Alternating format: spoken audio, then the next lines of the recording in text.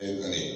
tunai khovel khwalzim I bluna thamer chu modern construction te anni tolo nature zone ki ani zo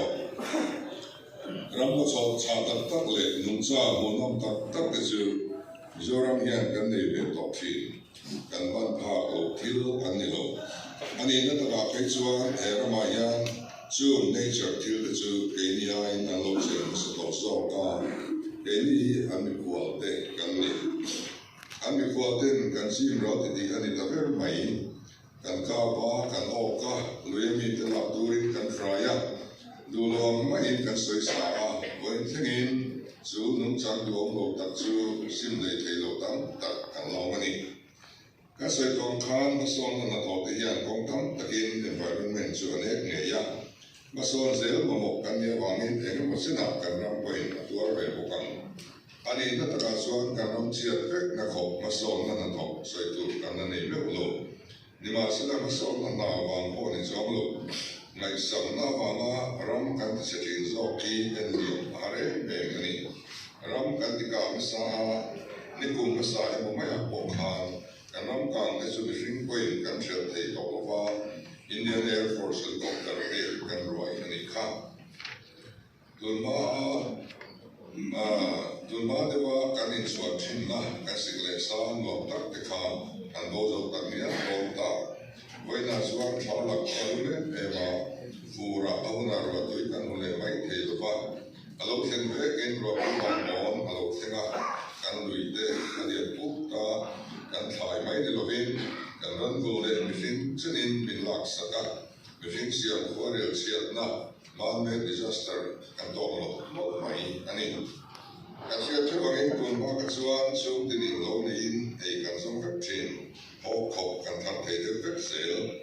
base asaw na ninang rima to na suan mga nakantang sa ka kantang suang lay tayo talo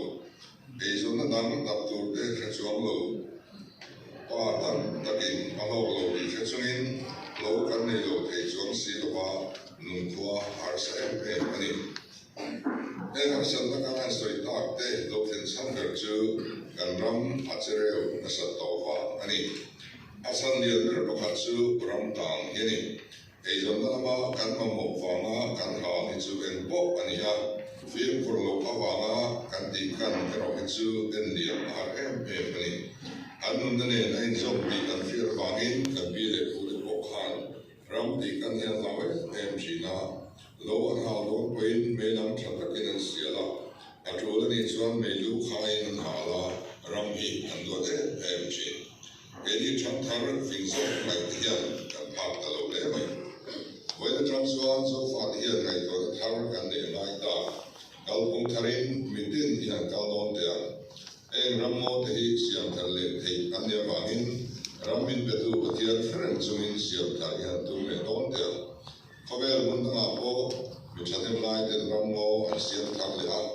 ram cheto mai te kan din thang le me di kan fi ani any point chu kan dina kan me be hafta kan mang chana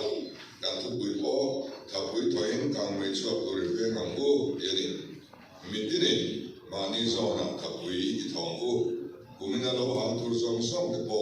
gimna dan te lo zom chaturin kan ena ram lama na tok sing te ram pa ka chuak le fol jin te po bang me chuak thei thil re la ka lo film kuran cheu so pa na ti lui te film kur lo ba ka me chuak te ei chu an chuma da na ma lo la nei turin dan ken ko tu te ka cha ani ka me ben cha in this year ka te po kan bo sai dona lo man la thei turin in this year cha I be yang ku Eram I kaini le kan sa te thenga chen na ta kan so lo chuan Chang thang ten min na demang kan ram din thang le tu hian mitinin mo kan khur theu ani ei waina hian mitin poi mo kan e wangin